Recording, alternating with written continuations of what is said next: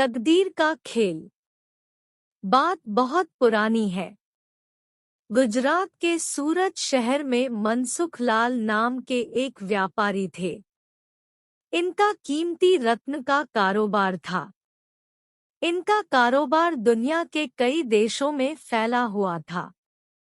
पूरे सूरत शहर में इनका मान और सम्मान था। मनसुख लाल के दो बेटे थे जिनका नाम रामलाल और श्यामलाल था। रामलाल को दौलत और रुतबे का बहुत घमंड था, जबकि श्यामलाल एक शरीफ और सुलझा हुआ इंसान था। घमंड के साथ साथ रामलाल में ईर्ष्या और बेईमानी जैसे अवगुण भी थे।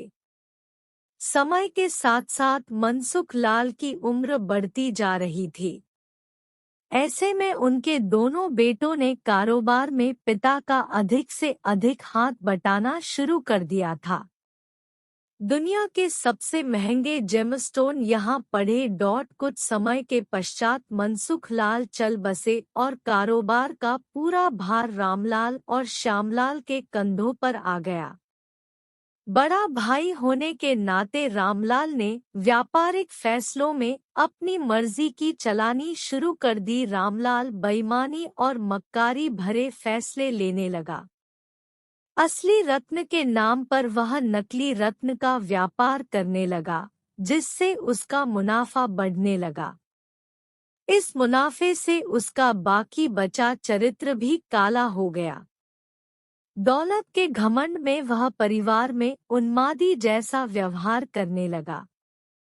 दूसरी तरफ शरीफ और सुलझे हुए श्यामलाल को शुरू में रामलाल की बेईमानी का इल्म तो नहीं हुआ, परंतु जब उसने उसके व्यवहार में परिवर्तन देखा तो पूरे माजरे को समझने में उसे ज्यादा देर नहीं लगी। घमंडी का सिर नीचा कहानी यहाँ पढ़े। रामलाल की करतूतों से श्यामलाल को बड़ा दोहक हुआ। उसने रामलाल को समझाने और सही रास्ते पर लाने की कोशिश भी की, परंतु वह नाकाम रहा। उल्टे रामलाल श्यामलाल से खफा हो गया और व्यापार में बंटवारे का बहाना ढूंढने लगा। बंटवारे में भी उसने बेईमानी की साजिश रची। घर में कलह का माहौल पैदा किया।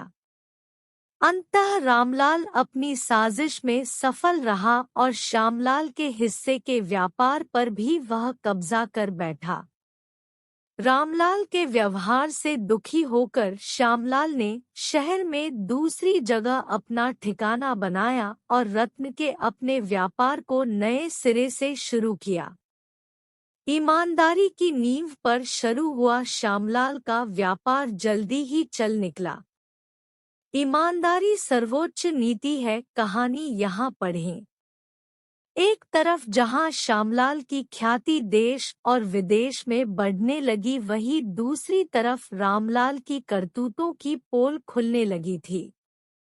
नकली रत्न के व्यापार के कारण रत्न बाजार में रामलाल की साख को जोरदार धक्का लगा और उसके व्यापार का दायरा सिमटने लगा। अंततः नौबत यहाँ तक आ गई कि बाहर क्या, अपने शहर का भी कोई व्यापारी रामलाल का नाम लेने से भी तौबा करने लगा। अब तो नौबत यहाँ तक आ गई कि रामलाल को धन के अभाव में अपना घर, दुकान, सामान तक बेचना पड़ रहा था। जल्दी ही रामलाल के हाथ से सब कुछ निकल गया और वह परिवार सहित सड़क पर आ गया। अब रामलाल को अपने किए पर पछतावा हो रहा था, परंतु उसकी तकदीर ने जो खेल खेल दिया था उससे आसानी से पीछे आना उसके लिए संभव नहीं था। दूसरी तरफ श्यामलाल की तकदीर का खेल था, जिसकी बदौलत वह रंग से राजा बन गया था। जब रामलाल की बदहाली की खबर श्यामलाल को लगी तो उसे बड़ा दोहक हुआ। पुरानी बातों को भूलकर वह भागा भागा अपने बड़े भाई रामलाल के पास पहुंचा और रामलाल के लाख मना करने के बाद भी उसे परिवार सहित अपने पास ले आया। यह भी तकदीर का ही खेल था कि जिस भाई के साथ रामलाल ने बदसलूकी कर उसे सड़क पर पहुंचा दिया था, वही भाई आज उसे सड़क से उठाकर अपने घर में ले आया था। इस कहानी से यह शिक्षा मिलती है कि तकदीर कब किसके साथ क्या खेल खेल दे इसका अंदाजा कोई नहीं लगा सकता। हाँ, इतना जरूर है कि आपके कर्म ही आपकी तकदीर लिखते हैं। जिस तरह रामलाल और श्यामलाल के कर्मों के आधार पर तकदीर ने उसके साथ खेल खेला था, इसी तरह अच्छे कर्म करते रहना चाहिए। क्या पता कल तकदीर आपके साथ क्या खेल खेल जाए। इसलिए कहते तकदीर का खेल निराला है।